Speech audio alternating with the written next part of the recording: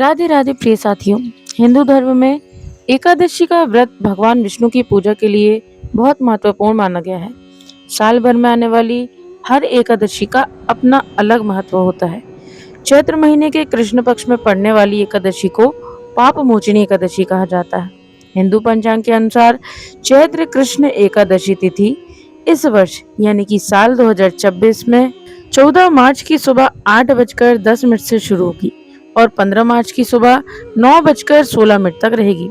साथियों, उदय तिथि के नियम के अनुसार इस वर्ष पाप मोचनी एकादशी का व्रत 15 मार्च रविवार के दिन रखा जाएगा। मान्यता है कि इस दिन श्रद्धा और नियम से व्रत रखने से व्यक्ति के जाने अनजाने में हुए पापों का नाश हो जाता है और जीवन में सुख शांति आती है। धार्मिक मान्यता के अनुसार इस व्रत में पूजा पाठ के साथ कथा सुनना या पढ़ना भी उतना ही जरूरी माना गया है जितना कि पाप मोचनी एकादशी को संपूर्ण विधि विधान से रखना। साथियों, एकादशी कथा का श्रवण ना किया जाए तो व्रत अधूरा माना जाता है। यही कारण है कि भक्त पूजा के बाद इस कथा को अवश्य सुनते हैं। आपसे निवेदन है कि आप भी इस कथा को अंत तक जरूर सुनिएगा। तो आइए साथियों, देर न करते हुए हम आज की वीडियो को प्रारंभ करते हैं। बोलिए गणेश जी महाराज की जय, बोलिए एकादशी माता की जय, बोलिए लक्ष्मी नारायण भगवान की जय। पौराणिक कथा के अनुसार भगवान कृष्ण ने पाप मोचनी एकादशी की कथा अर्जुन को सुनाई थी। यह कथा तपस्वी मेधावी ऋषि की है। प्राचीन समय में चैत्र रथ नाम का एक सुंदर वन था। उस वन में हमेशा बसंत ऋतु का आनंद रहता था और तरह तरह के फूल खिले रहते थे।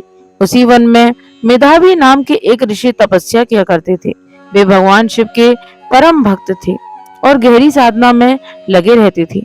एक दिन गंधर्वों के राजा चित्ररथ अपनी अप्सराओं के साथ वहां आए। उन अप्सराओं में मंजू घोषा नाम की एक अप्सरा की नजर मेधावी ऋषि पर पड़ी। मंजू घोषा ने अपनी सुंदरता और मधुर संगीत से ऋषि को आकर्षित करने का निश्चय किया। वह कुछ दूरी पर बैठकर वीणा बजाने लगी और मधुर गीत गाने लगी। उसी समय कामदेव ने भी उसी ऋषि को मोहित करने में सहायता की। धीरे धीरे मंजू घोषा के संगीत और रूप को देखकर ऋषि मेधावी का मन विचलित हो गया। वे अपनी तपस्या भूल गए और उसके साथ रहने लगे। समय बीतता गया, उन्हें इसका एहसास भी नहीं हुआ। काफी समय बाद जब मंजू घोषा ने स्वर्ग लौटने की अनुमति मांगी, तब ऋषि को पता चला कि 57 वर्ष बीत चुके हैं। यह जानकर उन्हें बहुत क्रोध आया। उन्होंने गुस्से में आकर मंजू घोषा को श्राप दे दिया कि वह पिशाचिनी बन जाएगी। श्राप सुनकर मंजू घोषा बहुत दुखी हुई और ऋषि से क्षमा मांगने लगी। उसने विनती की कि उसे इस श्राप से मुक्त होने का कोई उपाय बताएं। तब ऋषि मेधावी का क्रोध शांत हुआ और उन्होंने कहा कि यदि वह चैत्र मास की कृष्ण पक्ष की पाप मोचनी एकादशी का व्रत रखेगी तो उसे इस श्राप से मुक्ति मिल जाएगी। इसके बाद ऋषि मेधावी भी अपने पिता च्यवन ऋषि के पास गए और अपने पाप का प्रायश्चित पूछा।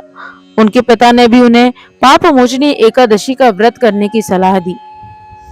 दोनों ने श्रद्धा और नियम के साथ इस एकादशी का व्रत किया। व्रत के प्रभाव से मंजू घोषा को पिशाचिनी योनि से मुक्ति मिल गई और वह फिर से अपने सुंदर रूप में स्वर्ग चली गई। वहीं ऋषि मेधावी के पाप नष्ट हो गए।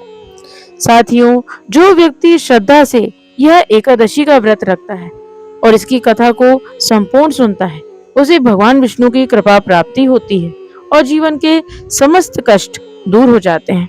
बोलिए एकादशी माता की जय, बोलिए लक्ष्मी नारायण भगवान की जय, बोलिए गणेश जी महाराज की जय। साथियों, तो यह थी चैत्र मास के कृष्ण पक्ष में आने वाली पाप मोचनी एकादशी व्रत की संपूर्ण कथा। आशा करते हैं आपको यह वीडियो जरूर पसंद आई होगी। साथियों, वीडियो पसंद आई हो तो वीडियो को लाइक करिएगा। चैनल पर नए हो तो चैनल को सब्सक्राइब करके बेल आइकन जरूर प्रेस करिएगा ताकि आप हमारे चैनल पर प्रस्तुत की जाने वाली समस्त वीडियो का लाभ शीघ्र ग्रहण कर सकें। आज के लिए साथियों इतना ही। आपका दिन मंगलमय हो। जय श्री नारायण, जय श्री हरि, राधे राधे।